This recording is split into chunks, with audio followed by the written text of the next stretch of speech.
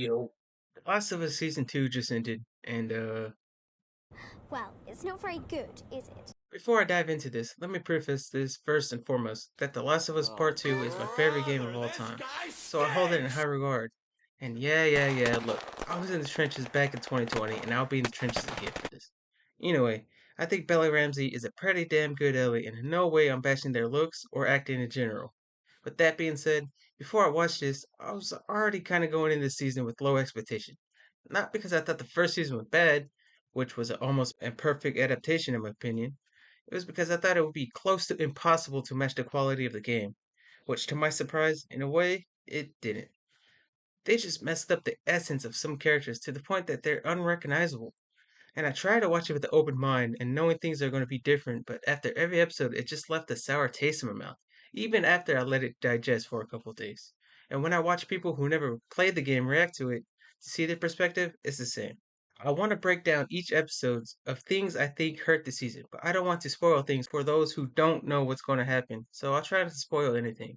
But if I do, I'll put something up so you can skip through whatever I'm saying. So yeah, let's just start. The episode starts with Abby, which was confusing, but I let it slide until they started talking. I didn't like them saying that their goal was to kill Joel. In the game, she is some nobody in danger that Joel saved, making his death by her even more shocking and sudden. Then we moved to Ellie training and a showcase of Jackson, which I was cool with, and that Dina was close with Joel, and I was like, awesome. But then we see Joel talking to a therapist? Whoa. Where's the scene of Joel telling Tommy what happened with the Fireflies? Where's the scene where Joel is singing Future Days to Ellie?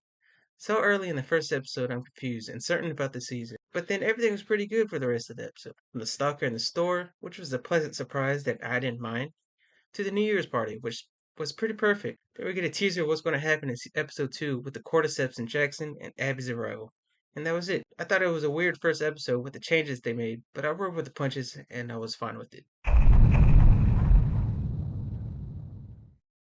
After the first episode, I was on my toes, ready for the changes, or so I thought. As we see Abby's group preparing how to deal with finding Joel within Jackson and killing him without too much trouble, everyone is kind of against Abby and wants to leave, which undermines everybody's characters and reasoning for doing this. Side note, I didn't like how scrawny show Abby was. I also noticed they were missing one more prominent person, Jordan, which was odd. Then we go to Ellie's, getting ready to go on patrol and talking to Jesse about how she wanted to go with Joel and they somewhat made up, which I did not like. Because it was one of the most impactful revelations in the game. They also tell us that Joel went with Dina on patrol, which I also didn't like, because it's a huge part of Tommy's motivation and drive as a character. They also moved up Ellie and Dina's weed scene, which delays story beats and character motivations for both. Everything else was fine until the effective started attacking Jackson, which was a cool plot point for the show, but ultimately useless as it's not a story about Jackson and how strong they are. It's about Ellie. So all that fighting was cool and all, but maybe we could have went to something different. I don't know. Then we get to the scene. I was so nervous because the game messed me up for a while, but when it happened in the show, it was lackluster compared to the game. First off, the lighting was completely off. Why was it super bright? I know there's a lot of windows and it was snowing, but still, I mean, look at this. It's two tonally different scenes. And why was it upstairs? It should have been in the basement to keep the same theme of going down into a metaphorical hell. It just makes no sense. Anyways, when Joel gets shot in the knee and kinda gives up, and no one holds him down, he starts to plead with Abby. Abby then gives a monologue that was not needed and revealed that Joel killed her father. It was probably the biggest mistake the show did. It was supposed to come off as a surprise that she was killing Joel for apparently no reason. Now that she said that, it just killed all the mystery behind the group and doesn't give a chance to see their side in their own eyes. Also, the only people that knew who Abby's father was are them and us, the audience. We then cut to Ellie rushing in and cutting Manny in the face, who was supposed to be Jordan, by the way. Then the rest of the scene happened. I'm gonna nitpick something real quick. I didn't like Abby punching Joel instead of hitting him with a golf club. Super nitpick, but it's like at the beginning of the episode 1, where Ellie was training. She should have hooked the leg when she had the triangle locked in. But that's just me being stupid and looking for something to dislike. Anyway, I liked Ashley Johnson singing through the valley. It was super well done and a nice ending for Joel. This was easily the most useless episode so far. With that being said, Bella Ramsey killed it in this episode. One of the only saving graces in this episode. It starts with Tommy mourning Joel, which is nice, but it makes me feel like he should have been there with Joel instead of Dina. Then Ellie wakes up screaming, which was also a nice touch, but it kills it immediately by having a 3 month time skip. A 3 month time skip? Which is insane to have happen all because they want to show Jackson fight the infected and rebuild during that time. Then here comes the therapist, which at this point is a pointless character to me. If anybody wants to tell me why she's in this show, please tell me. I was super salty. Anyway, that was too harsh. I go in detail about the character during the episode 6 part. She talks to Ellie, and Ellie's clearly lying about some stuff. Anyway, we get to the good stuff of Ellie going to Joel's house, and this is where Bella acts their ass off, mourning Joel in private. Dina then tells Ellie everything she knows about the people that killed Joel, and they go tell Tommy, where he says that they need to vote to get a group to go, which is mind boggling. Because in the game, Tommy already left to go after them shortly after Joel died and Maria sent Dina and Ellie to go after him. Then the whole voting system happens next, and it's a bunch of people spouting nonsense because we all know that Dina and Ellie are going after them anyway. So it takes up most of the episode saying nothing. We then cut to a scene of some scars, which I feel like it's way too early to introduce them because it's supposed to make Ellie the focal point of the story so far. And it takes away from that. The court says no, and what do you know? Dina and Ellie go out anyway. So they make their way to Seattle, and they see the scars all killed by the wolves. And they affirm their concerns about fighting Abby. At the end of the episode, they showed that there are a lot of wolves, and Manny's a huge dick. And that was it, which was a frustrating episode to me. To my surprise, this episode started fantastic as we got some WLF and Isaac lore, which I'm all for, as it really didn't dwell into the game directly. But then it made me think it should have held off on stuff like that until the next season and really focused on Ellie's journey again. But regardless, it was still pretty cool to see that. After those scenes, we get Ellie and Dina scavenging, and I think the problem with this show is it's too on the nose with stuff, and it's scared of hiding stuff for the audience. 'Cause it shows Dina looking at something and announcing that she has to pee, and looking shocked when Ellie asks if she was alright, basically implying that she is pregnant. Like, why can't it come as a surprise and reward people that uses context clue to figure it out themselves? Anyway, they start to explore Seattle and they come across the music store, and Ellie sings Take On Me, which was near perfect. But my only problem was where were all the Pearl Jam posters? And since they seemingly cut Joel playing Future Days, it seems they skimped out on all the Pearl Jam. As we move along, we get an interrogation scene with Isaac and his scar, which was great. But all I thought was, man, they really messed that scar up. Like, sheesh, they really did a number on him. As we get back to Ellie and Dina, they are about to go to the TV station, and I felt they really messed up by not including the missing member of Abby's team, Jordan. Like in the game, they get captured by Jordan, and he remembers her and wants to put a stop to her since he realizes that she and Dina are going after Abby's group. When Ellie kills him, it gives a sense of accomplishment, like, alright, we got one, on to the next. And he also had a note of where Abby might be. Also, they haven't had to deal with a lot of WLF soldiers, which makes this journey a little too smooth. The next thing that happens is the subway scene where Dina finds out Ellie is immune, and it was alright. But the end where after Dina tells Ellie she is pregnant, it felt too happy and uplifting. It just feels like they're straying way off the path of the game, which you can argue that it's not supposed to be the same, and if you don't like it, you can always play the game. But it gets to a point where if the changes are too drastic, it can lower the quality of both the show and the game. The game is super depressing, and the reveal of Dina being pregnant just brings another layer of stress, anxiety, and pressure to the whole situation, to the point where Ellie inadvertently calls her a burden before we go into a flashback, which they move. I can only speak as a fan of this game, but I'm not really feeling good about this season so far. Now, one of the issues I have with the show is the mischaracterization of a few people, but most notably Ellie, which unfortunately showcases itself quite a bit in this episode. After a scene of soft launching the idea of spores, we get to see Dina planning where to go next, and here I think the writers really messed up on how Ellie and Dina should act, because they made Dina an expert on everything, while Ellie is acting like a doofus, which really makes it seem that Ellie takes a back seat in her own main story and make Dina the main character. Like back in season 1, we see Ellie in Fredro's school training to be a soldier, and now she doesn't know anything? Another thing, it seems like they forgot to mentally mature Ellie up, as it feels like she doesn't feel the weight of the situation they're in and doesn't take it seriously. After Ellie leaves Dina to figure out what to do, she goes to the auditorium and finds another guitar and starts to play Future Days by Pearl Jam before cutting herself off, which kinda doesn't work because one, we just had a scene where Ellie sings and plays guitar last episode, and two, there is no deeper meaning of the song other than it sounds sad since we didn't see Joel sing it to her in the first place. During the journey to find Nora, Ellie asks Dina to go back since she is pregnant, but Dina convinces Ellie to continue on as if Ellie needs the motivation.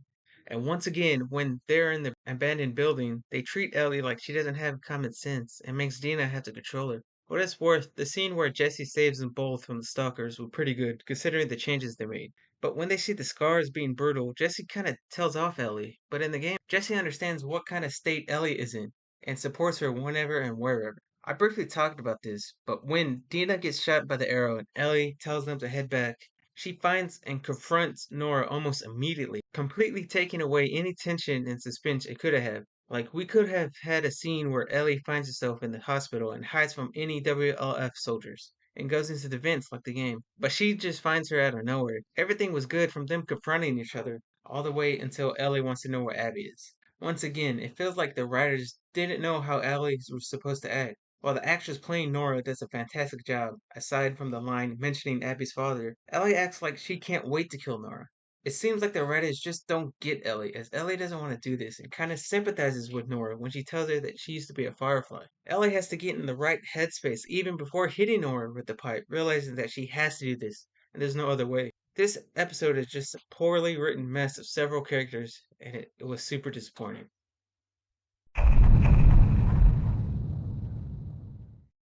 Now, before this episode, I read somewhere that Neil Druckmann wrote and directed this one, so I gathered all my excitement I had left and went to this episode with the most open mind to see if the show can or cannot be adapted. And boy, howdy, it can.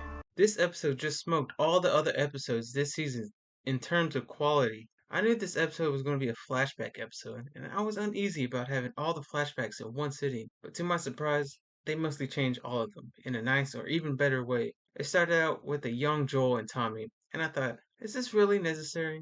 I mean, I don't really know the point of holy shit, it's Tony Dalton. No matter what happens next, this episode is already the best, just because of him. Now, it may seem like I'm glazing a bit, but every time I've seen him in something, like Lalo in Better Call Saul, he stole the show by not only being a fantastic actor, but one of the most charming men I ever seen.